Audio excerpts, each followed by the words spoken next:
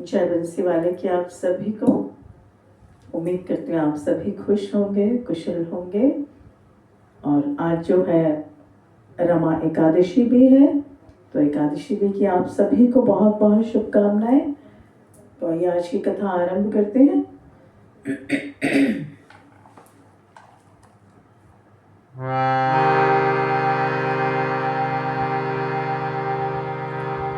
कृष्णाय वासुदेवाय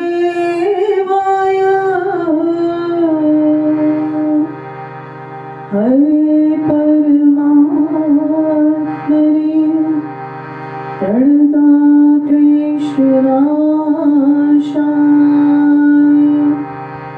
गोविन्दाय नमो नमः। वसुदेवसुतं देवं कंसचाणूरमर्दनं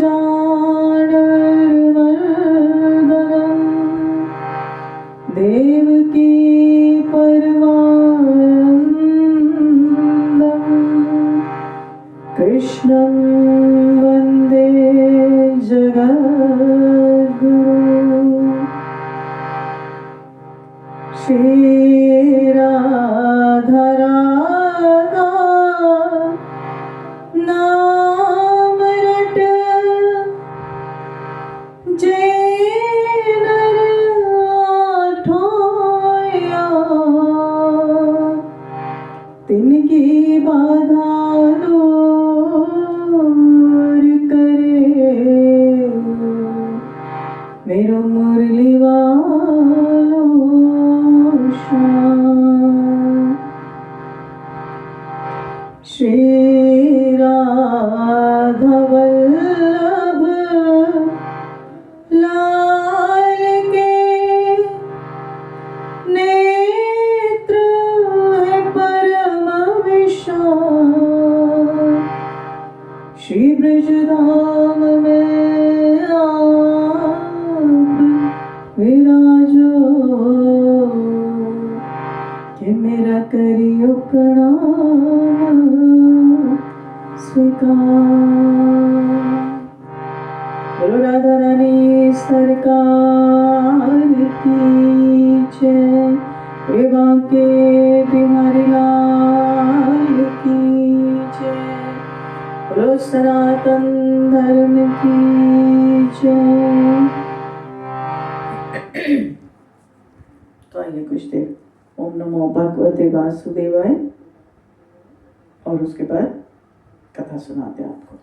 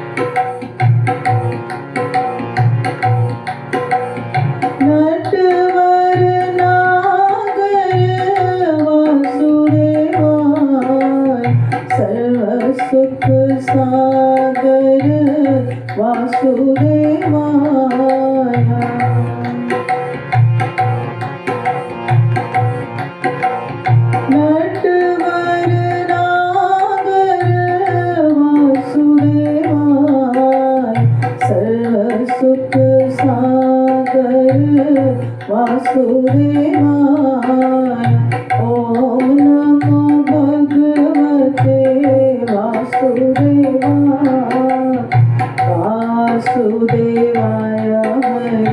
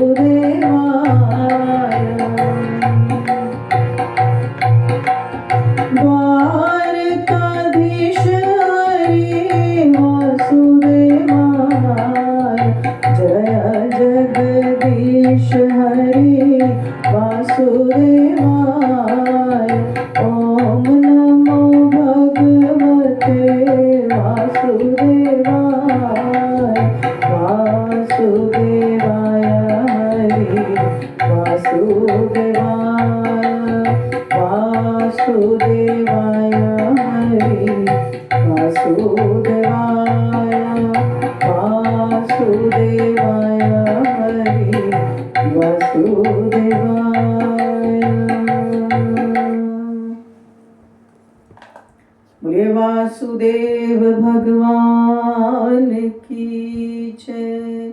प्रिय कार्तिक महात्म की जय। प्रो गंगा मैया की जय।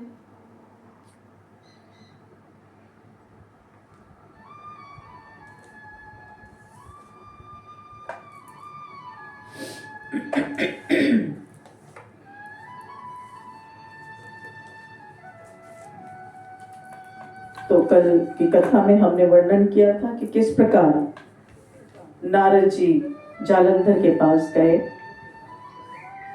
और उन्हें बताया कि सब वैभव होने के बावजूद भी उनके पास स्त्री वैभव की कमी है, जो कि केवल और केवल भगवान शिव के पास है। और जालंधर ने राहु को अपना दूत बनाकर भगवान शिव के पास पहुंच भेजा और उसने जालंधर की कही हुई सभी बातें भगवान शिव को बताई। तो उसके आगे की कथा बोले कि हे राजन, देवर्षि नारद बोले कि इस प्रकार जब जालंधर ने देखा कि भगवान शिव उसकी माया में फंस गए हैं, क्योंकि जो कल की कथा में बताया था वो ये कि भगवान शिव ने जब जालंधर का संदेश पाया तो उसके बाद जालंधर और भगवान शिव में युद्ध हो रहा था। तो युद्ध के उपरांत ही जालंधर ने जब देखा कि वह भगवान शिव को नहीं हरा पा रहा है तो उसने माया रची और गांधर्वों और अप्सराओं का नृत्य और गायन अपनी माया से युद्ध क्षेत्र में कर दिया, जिसमें मग्न होकर भगवान शिव भी नाचने लगे। तो जब भगवान शिव उसकी माया में फंस गए तो तो उस समय शिव का रूप धारण किया जालंधर ने और पार्वती जी के पास पहुंच गया।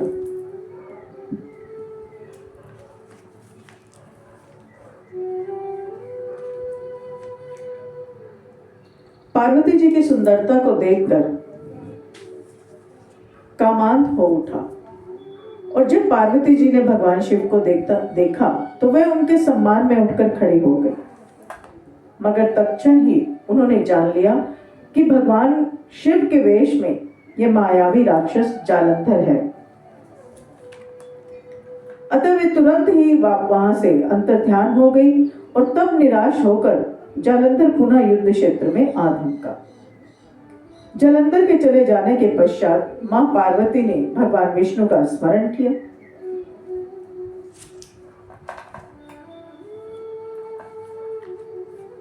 और वे तत्काल ही उपस्थित हो गए और जालंधर की करतूत जानकर उन्होंने उसके शीघ्र ही मारे जाने का आश्वासन दिया।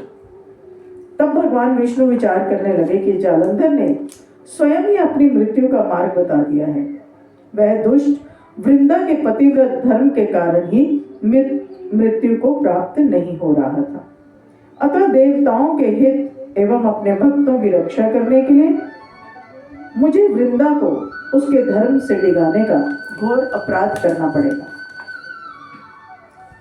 क्योंकि ऐसे किए बिना वह दुष्ट नहीं मारा जाएगा। और इसने पार्वती जी पर कुदृष्टि डालकर अपनी पतिव्रता पत्नी के प्रति भी घोर अपराध किया है और विश्वासघात किया है। इसे दंड मिलना ही चाहिए। और उधर भगवान शिव और जालंधर में फिर से भयानक युद्ध होने लगा।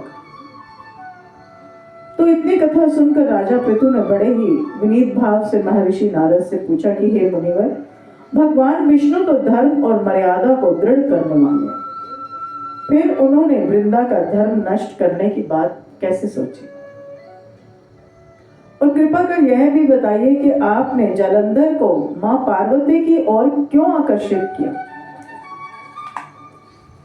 यह प्रश्न सुनकर तत्व ज्ञानी नारद जी ने कहा कि हे राजन, देवताओं को परास्त कर तीनों लोकों पर अपना राज्य कायम कर जालंधर अहंकार से भर गया था और धर्म की मर्यादाएं तोड़ रहा था।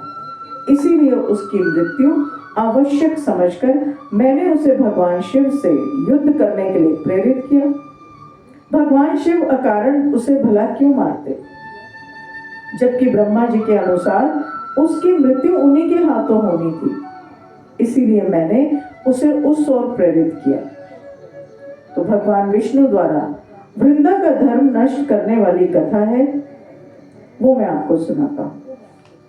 तो नारद जी बोले कि इधर शिव और जालंधर में भयंकर युद्ध चल रहा था और उधर जालंधर के दुष्कर्मों के फलस्वरूप वृंदा एक भयानक स्वप्न देख रही थी। और स्वप्न में उसने देखा कि उसका पति सारे शरीर पर तेल मले नंग धड़ंग भैंसे पर सवार होकर प्रेतों के साथ दक्षिण दिशा की ओर गमन कर रहा था।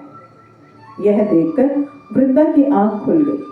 पति की ऐसी हालत देखकर वह अत्यंत व्याकुल हुई और मन की शांति पाने के लिए वन वन भटकने लगी। एक वन में जब वह विचरण कर रही थी तो उसने सिंह मुख वाले दो राक्षस देखे। उन्हें देखकर वह भयभीत होकर भाग खड़ी हुई और भागते भागते वह एक दूसरे स्थान पर आ गई, जहां उसने एक तपस्वी और उसके एक शिष्य को देखा। उसने तपस्वी से अपनी रक्षा की प्रार्थना की और उसकी विनय सुनकर तपस्वी ने उस दिशा में देखा जिधर से वो दोनों राक्षस आ रहे थे। तब एक हुंकार में ही उसने उन्हें भगा दिया। वृंदा ने चैन की सांस ली और तपस्वी से बोली कि हे महामुनि, मेरे पति जालंधर और महादेव में घोर युद्ध हो रहा है और कृपा करके बताएं कि इस युद्ध में विजय किसकी होगी। आप तो सर्वज्ञ हैं, आप यह भेद अवश्य ही जानते होंगे। उसकी प्रार्थना सुनकर मुनि ने आकाश की ओर देखा और उसी समय दो बंदरों ने वहां आकर मुनि को प्रणाम किया। उसके बाद मुनि का संकेत पाकर वे वहां से चले गए। देर बाद वे दोनों आकाश मार्ग से आए और दैत्यराज जालंधर का सिर और धड़ लाकर वहां डाल दिया। वृंदा अपने पति का शव देखकर बहुत दुखी हुई और विलाप करते करते मूर्छित हो गई। तपस्वी ने अपने कमंडल से थोड़ा सा जल छिड़का तो उसकी चेतना लौट आई और वह पुनः विलाप करते हुए तपस्वी से बोली कि हे मुने, मेरे जिस पति ने तीनों लोकों को जीत लिया, जिसे स्वयं भगवान विष्णु भी पराजित नहीं कर सके, ऐसा वीर पुरुष महादेव के हाथों कैसे मारा गया? हे महाराज, आप बड़े सामर्थ्यवान हैं, अतः किसी प्रकार मेरे पति को जीवित कर दीजिए। तो इस प्रकार वृंदा की विनती सुन तपस्वी ने कहा कि हे भद्रे, भगवान शिव जिसे मारे उसे कौन जीवित कर सकता है, किंतु फिर भी हम तुम पर कृपा कर देते हैं। ऐसा कहकर तपस्वी और उसका शिष्य भी अंतर्ध्यान हो गए और तभी जालंधर का सिर धड़ एक हो गए और वह जीवित हो उठा। पति को जीवित देख वृंदा उससे लिपट गई और जालंधर भी उससे प्रेमालाप करने लगा। इस प्रकार वनों में ही उनके दिन व्यतीत होने लगे। मगर एक दिन अचानक वृंदा के मस्तिष्क में यह बात आई कि उसके पति की अब राक्षसों वाली वृत्ति नहीं रही। आखिर भगवान शिव के मारे हुए को कोई तपस्वी कैसे जीवित कर सकता है? इससे उसके मन में संदेह उत्पन्न हो गया। तो वह हट के दूर हो गई और बोली, तुम कौन हो? तुम मेरे पति नहीं, कोई छलिया हो। तुमने मेरा छल से पतिव्रत धर्म नष्ट किया है। मैं तुम्हें श्राप देती हूँ कि तुम पत्थर हो जाओ। तो हे राजन, भगवान विष्णु ही वे तपस्वी थे जिन्होंने देवताओं तथा अपने भक्तों की रक्षा हेतु वृंदा का धर्म नष्ट किया, क्योंकि दैत्यराज जालंधर उसके तेज से ही नहीं मारा जा रहा था और इस प्रकार छल करके वे मन ही मन दुखी थे। वृंदा का शाप सुनकर उन्होंने कहा, हे वृंदा, तुम्हारे शाप के कारण मैं अवश्य शिलारूप हो जाऊंगा, किंतु तुम भी वृक्ष होकर मुझको ही प्राप्त होगी। तभी वृंदा ने अपने पति के चरणों का स्मरण किया और अपने ही तेज से अग्नि उत्पन्न कर उसमें प्रवेश कर भस्म हो गई और शिलारूप होकर भगवान विष्णु उसका स्मरण कर उसकी भस्म में लौटने लगे। उधर युद्ध में दैत्यराज जालंधर ने माया द्वारा पार्वती जी का रूप धारण कर लिया और शिव जी को मारने दौड़ा। यह देख शिव जी ने आश्चर्य में पड़ सोचा कि पार्वती पर कैसे हाथ उठाए और यह सोचकर वह नीचे की ओर मुख करके बैठ गई।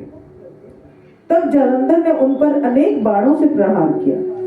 इस प्रकार शिव जी को राक्षसी माया से ग्रस्त देख भगवान विष्णु तुरंत वहां आए और शिव को उनकी राक्षसी माया का बोध कराया। तब सचेत होकर प्रलंकर महादेव भगवान शिव वेग से राक्षसों पर टूट पड़े। उन्होंने ऐसी भयंकर बाणों की वर्षा की कि राक्षस भयभीत होकर रण क्षेत्र से भाग कर हुए। तब शिव जी ने उन्हें शाप देते हुए कहा कि युद्ध क्षेत्र से भागे हो, इसलिए पार्वती के हाथों मारे जाओगे। इधर वृंदा का पतिव्रत धर्म भंग हो जाने से जालंधर का बल समाप्त हो गया था। इस प्रकार सभी देवताओं के तेज से बने सुदर्शन चक्र द्वारा भगवान शिव ने उसका वध कर दिया। सुदर्शन चक्र के प्रहार से जालंधर का सिर कटकर भूमि पर जा गिरा और तब जालंधर का तेज भी शिव एवं वृंदा का रूप, जो वृंदा का तेज था, वो पार्वती में समा गया। बोलिए कार्तिक महात्म की जय, बोलो बंसी वाले की जय। तो इस प्रकार जालंधर का अंत हुआ और कल की कथा में हम पढ़ेंगे कि किस प्रकार तुलसी की उत्पत्ति हुई। तो आइए एक छोटे से भजन के साथ कथा को विराम देते हैं।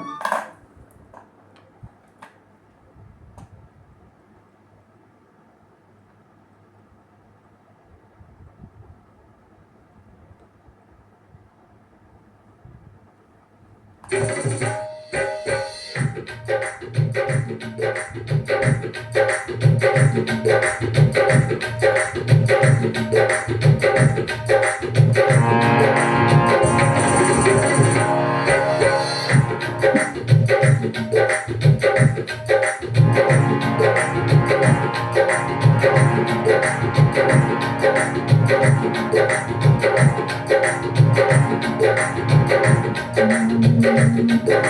मोहन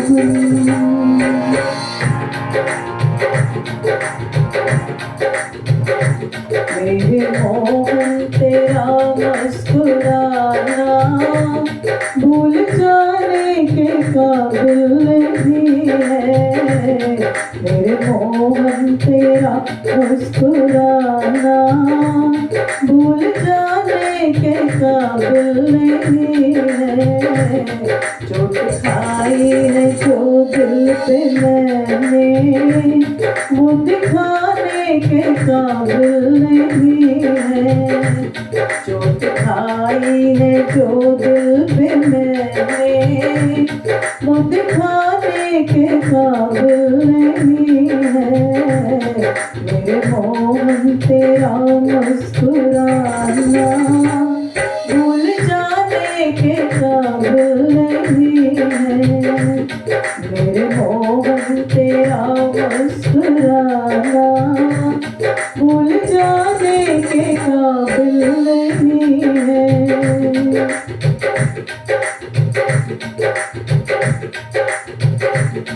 जब से देखा है जलवा तुम्हारा, जब से देखा है जलवा तुम्हारा, कोई आँखों में बसता नहीं है।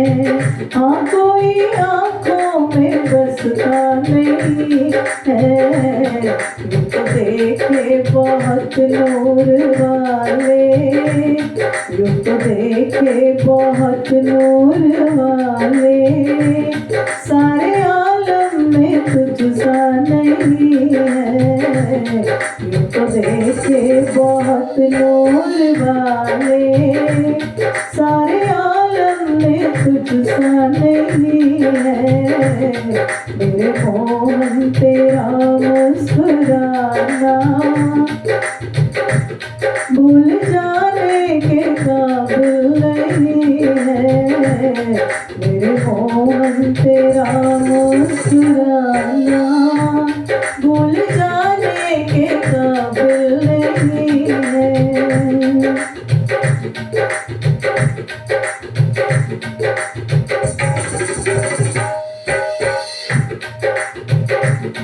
मोहब्बत का तकाज़ा तो देखो, मोहब्बत का तकाज़ा यही है। ना तुम बदलो हमसे, ना हम बदले तुमसे। मोहब्बत का तकाज़ा यही है।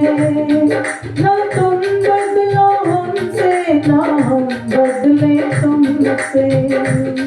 ना तुम बदलो हमसे, ना हम बदले तुमसे। लेकिन तुम तो ऐसे बदलने लगे हो, आज तक कोई बदला नहीं है। तुम तो ऐसे बदलने लगे हो, आज तक कोई बदला नहीं है। मेरे मोहन तेरा मुस्कुराना भूल जाने के काबिल नहीं है।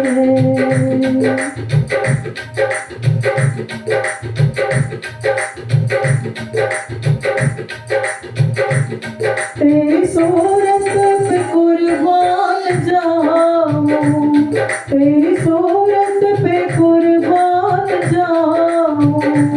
तेरी आँखें हैं या मैं के प्याले, हाँ तेरी आँखें हैं या मैं के प्याले, जिनको नजरों से तुमने फिराई, जिनको हंसरों से तुमने बुलाई, होश आने के काबिल नहीं है। मेरे मोहन तेरा मुस्कुराना भूल जाने के काबिल नहीं है।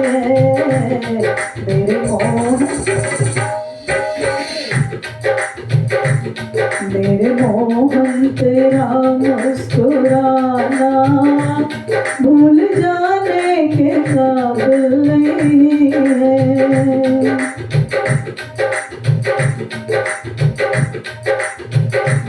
मैंने पूछा कि अब कब मिलोगे, मैंने पूछा कि अब कब मिलोगे।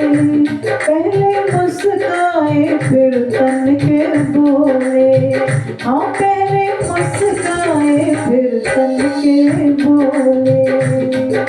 और क्या बोले कि तेरे दिल में समाए हुए हैं, तेरे दिल में समाए हुए हैं। आने जाने की जरूरत नहीं है। तेरे दिल में समाए हुए हैं, आने जाने की जरूरत नहीं है। मेरे मोहन तेरा मुस्कुराना भूल जाने के काबिल नहीं है। मेरे मोहन तेरा मुस्कुराना भूल जाने के काबिल नहीं है। चोट खाई है जो दिल पे मैंने, वो दिखाने के काबिल नहीं है। चोट खाई है जो दिल पे मैंने, वो दिखाने के काबिल नहीं है। मेरे मोहन तेरा मुस्कुराना भूल जाने के काबिल नहीं है। भूल जाने के काबिल नहीं है। भूल जाने के काबिल नहीं है। बोले बाके बिहारी लाल की जय। बोले राधा रानी सरकार की जय। बोलो कार्तिक महात्म की जय। तो इसी के साथ ही कथा को विराम देते हैं। आप सभी का दिन बहुत शुभ हो, मंगलकारी हो, इसकी कामना करती हूँ। जय बंसी वाले की। राधे राधे।